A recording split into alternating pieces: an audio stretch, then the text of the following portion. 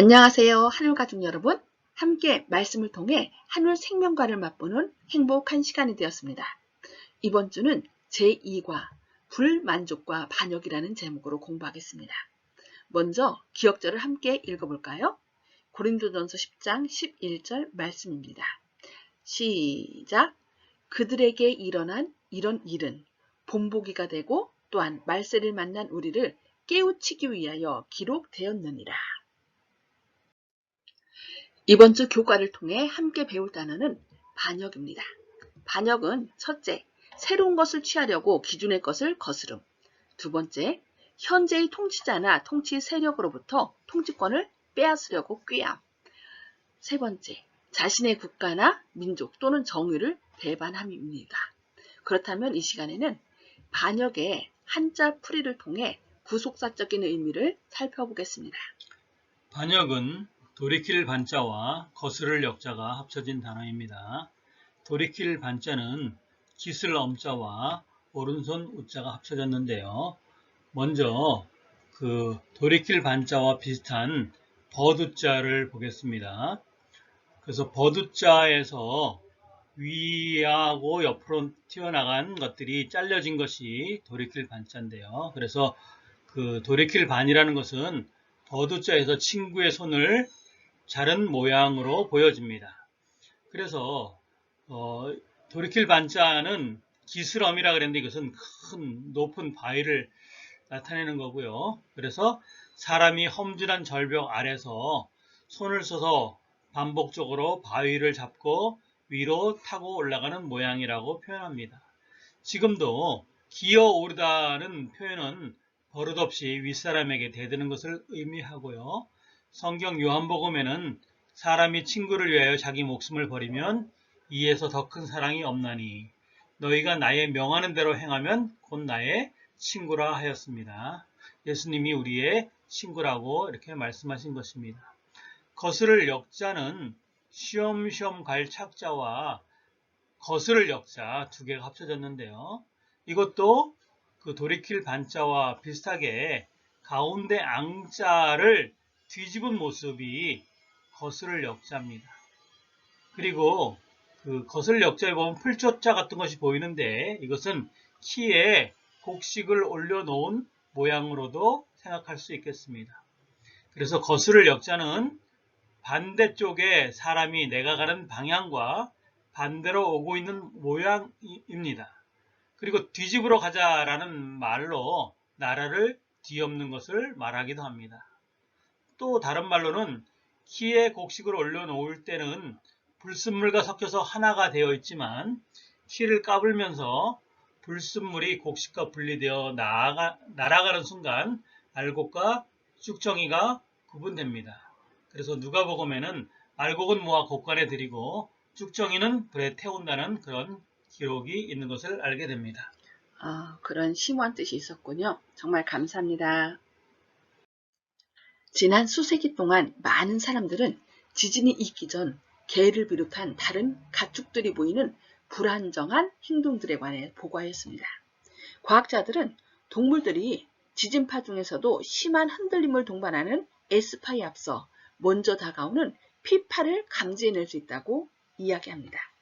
이 사실은 지진으로 인한 흔들림이 있기 직전에 동물들이 왜 불안해하고 초조해하는지를 설명해 줍니다. 코끼리 같은 동물들은 인간이 전혀 감지할 수 없는 저주파 음파와 초기 미동을 감지해낼 수 있습니다. 2011년 8월 31일 미국 워싱턴 DC 주변에서 진도 5.8의 지진이 있기 몇 분 전 스미소니언 국립동물원에 있는 일부 동물들이 이상 행동을 보이기 시작했습니다. 그 동물들 중에는 여우 원숭이들도 포함되어 있었는데 그 원숭이들은 땅이 흔들리기 15분 전부터 큰 소리로 울부짖기 시작했습니다. 이번 주 공부를 통해 우리는 인간에게 나타난 이상한 불안 증상을 살펴볼 것입니다. 이 증상은 지진과 같은 자연재해로부터 비롯된 것이 아니라 그리스도께 믿음과 순종으로 나오는 자들에게 허락된 쉼을 경험하지 못하는 타락한 인간의 기본적인 죄됨에서 비롯된 것이었습니다. 이번 교과의 학습 목표입니다. 첫째, 하나님과의 관계의 단절이 불평과 불만의 정신으로 이끌게 됨을 깨닫는 것입니다. 두 번째, 우리 죄를 사하시고 다시 살 기회를 주시기 위해 중보하고 계시는 예수님께 감사하는 것입니다. 세 번째, 나의 경험과 지식이 아니라 하나님의 말씀에 대한 믿음으로 살아가는 것입니다. 민수기 11장에서 14장에는 반역한 사람들의 이야기가 나옵니다. 하나님의 백성은 그들을 위해 행하신 하나님의 엄청난 기적들을 금방 잊어버렸습니다. 그들은 약속하신 안식을 갈구했지만 당장 그 축복을 받지 못하자 불평했습니다. 그 약속의 땅 앞에서 그들은 마음이 흔들렸고 다시 하나님께 반역했습니다. 말세를 만난 우리가 이들의 실수에서 무엇을 배울 수 있을지 하나씩 살펴보겠습니다. 광야에서의 불만족. 우리가 애굽에 있을 때에는 값없이 생선과 오이와 참외와 부추와 파와 마늘들을 먹은 것이 생각나거늘 그들은 1년 이상 하나님께서 허락하신 만나를 먹고 살았으나 그들은 그것으로 만족하지 못했고 다른 무언가를 원했습니다. 그들은 애굽 땅에서 먹었던 음식은 기억하였으나 노예 생활 중에 겪었던 엄청난 고난은 까마득히 잊었기 때문이었습니다. 그리하여 하나님은 그들이 냄새도 싫어하기까지 한 달 동안 매출하기를 주셨으며 그들의 탐욕을 벌하심으로 많은 사람이 죽게 되었습니다. 그러나 이스라엘 백성들이 진정 원했던 것은 고기가 아니었고 문제는 그들을 이끄시는 여호와 하나님을 불신하는 것이 근본적인 문제였습니다. 이스라엘 백성들은 섞인 무리들의 충동을 받아들여 모세의 지도에 불만을 드러냈는데 이는 여호와 하나님을 불신하는 정신이었습니다. 반역의 전염성. 아론과 미리암은 출애굽 당시 모세를 도와 이스라엘 백성들을 지도하였습니다. 그런데 후에 모세의 장인인 이들의 조언으로 모세의 행정적인 부담을 나누어 짊어질 70명의 장로들이 뽑혔습니다. 이로 인해 미리암과 아론은 질투심이 끌어올랐고 자신들의 지위와 영향력을 잃을까봐 두려워했습니다. 그래서 모세가 이방인과 결혼한 것을 핑계삼아 자기들의 권력을 되찾으려고 불평하기 시작했습니다. 이에 하나님께서는 미리암에게 나병을 내리심으로 임명하신 지도자를 헐뜯는 위험을 책망하셨습니다. 이제 아론은 비난하고 불평하는 대신 미리암을 위해 간청하였고 모세도 누나인 미리암을 위해 중재하였습니다. 이것이 바로 당신의 백성들 가운데서 하나님께서 보시고자 하는 태도입니다. 하나님께서는 그 간청을 들으시고 미리암의 문둥병을 고쳐주셨습니다. 지금 예수님께서는 하늘 성소에서 우리를 위하여 중보기도를 하고 계십니다.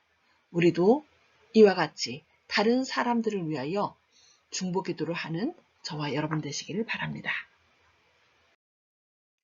가려뽑은 기별 3권 344쪽에서는 이 세상의 특별한 기별을 전하고 특별한 사역을 하라고 하나님께서 보내신 병사를 겨냥해서 공격해서는 안 됩니다. 그리스도의 병사들이 그들의 삶의 매 발걸음마다 완전하지 않을지 모릅니다. 하지만 하나님의 자녀들은 이 병사들에게 용기를 주는 말로 넘어진 자리에서 일어나도록 해야지 그들을 약하게 하는 말을 해서는 안 됩니다라고 권면하고 있습니다. 반역으로 이끄는 불만족. 마침내 이스라엘 백성들은 가나안 국경에 도착했고 그 땅을 살펴보기 위해 12 정탐꾼들을 파견했습니다. 그와 함께 올라갔던 사람들, 갈렙과 여호수아를 제외한 10명의 사람들은 이르되 우리는 능히 올라가서 그 백성을 치지 못하리라. 그들은 우리보다 강하니라고 하였습니다. 이스라엘 백성들은 벌써 홍해 바다를 건너고 바위에서 넘쳐났던 물, 쓴 물이 생수가 된 기적들을 잊어버렸습니다. 불만족은 반역으로 이끌고 반역은 마침내 죽음으로 인도합니다. 여호와 하나님을 불신하는 마음이 노골적으로 드러나서 직접적인 반역이 행사로 나타났습니다.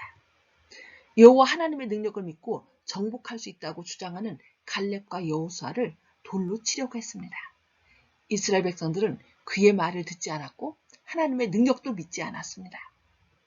우리의 마음에 불안과 불만족이 가득할 때 우리는 안타깝게도 믿음으로 나아가는 일에 어려움을 겪게 됩니다.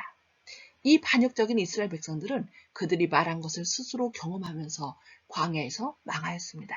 그들이 핑계로 삼았던 어린 자녀들은 다 가나안 땅에 들어갔으나 그들 중에 계수받은 60만 3,550명 중에는 여호수아와 갈렙 외에는 아무도 가나안 땅에 들어가지 못했고 오직 레위 지파만 함께 들어갔습니다. 중재자 하나님께서 모세에게 제안하셨습니다. 이스라엘 백성들이 가나안을 정복하기를 원치 않으니 그들을 멸해버리고 아예 처음부터 다시 시작하자는 계획이었습니다. 그러나 모세는 예수님 사역의 상징적인 인물로 하나님께 그 백성들을 위해 중보기도를 시작했습니다. 그는 그들이 반역자이며 멸망받을 잘못을 했음을 인정했습니다. 하지만 하나님의 사랑으로 그들을 용서해달라고 하나님께 간절히 기도했습니다. 하나님은 은혜를 베푸시고 그들을 용서하셨습니다. 하지만 자신들의 반역의 결과에서 그들을 면제하지는 않으셨습니다. 그들의 자녀들만이 그들이 거부했던 것들을 누릴 수 있었습니다. 그것도 하나님의 은혜의 일부였습니다. 믿음이 없이는 가나안 땅을 정복할 수 없습니다. 하지만 그들의 자녀들은 사막을 여행하는 동안 필요한 교훈을 얻었습니다. 믿음 대 추측. 이스라엘 백성들은 반역에 주제넘음을 더했습니다. 그들은 자신들이 틀렸다는 것을 인정했지만 여전히 하나님의 능력 대신 자신의 힘을 의지했습니다. 그들에게 일어난 이런 일은 본보기가 되고 또한 말세를 만난 우리를 깨우치기 위하여 기록되었느니라. 바울은 우리가 같은 실수를 하지 않도록 그들의 이야기를 예로 들었습니다. 탐욕을 품지 말라. 우상 숭배하지 말라. 음행하지 말라. 하나님을 시험하지 말라. 원망하지 말라고 우리에게 경고하고 있습니다. 하나님의 분명한 말씀이 있었음에도 이스라엘 백성들은 믿음이 아닌 인간적인 추측에 따라 행동했고 그러한 그들의 행동은 비참한 결과를 초래했습니다. 시대의 소망 126종 말씀. 그러나 믿음은 조금도 추측과 관련이 없다. 참된 믿음을 가진 자만이 추측하는 일에서 벗어날 수 있다. 추측은 사단의 모조판 믿음이기 때문이다. 믿음은 하나님의 약속을 주장하고 순종의 열매를 맺는다. 추측도 약속을 주장하지만 사단이 그랬듯이 범죄를 변명하기 위하여 이용한다. 믿음은 우리 인류의 시조로 하여금 하나님의 사랑을 신뢰하고 그의 명령들을 순종하도록 인도하였을 것이다. 추측은 그들로 하여금 하나님의 크신 사랑이 그들의 죄의 결과에서 그들을 구원해 줄 것으로 믿게 하므로 하나님의 율법을 어기도록 이끌었다. 은혜를 받을 수 있는 조건들을 따르지 않으면서 하늘의 은총을 요구하는 것은 믿음이 아니다. 참된 믿음은 성경의 약속들과 준비해 놓으신 것들을 기초로 한다고 말씀하고 있습니다. 더 깊은 연구를 위해 우리의 높은 부르심 1월 9일자 말씀. 지금은 우리 한 사람 한 사람이 내가 누구 편인지 결정할 때입니다. 사단의 부하들은 기회가 열려있는 모든 사람들의 마음속에 역사할 것입니다. 하지만 하나님의 천사들도 하나님을 모시려는 모든 사람들에게 하나님의 영광의 밝은 빛을 비춰주려고 기다리고 있습니다. 내가 예수님의 종들의 한 사람이 될지 아니면 사단의 종들의 한 사람이 될 것인지는 개인이 선택하는 것입니다. 우리는 매일 누구를 위해 일하는지를 우리의 선택으로 보여줍니다. 이번 교과의 요약과 결론입니다.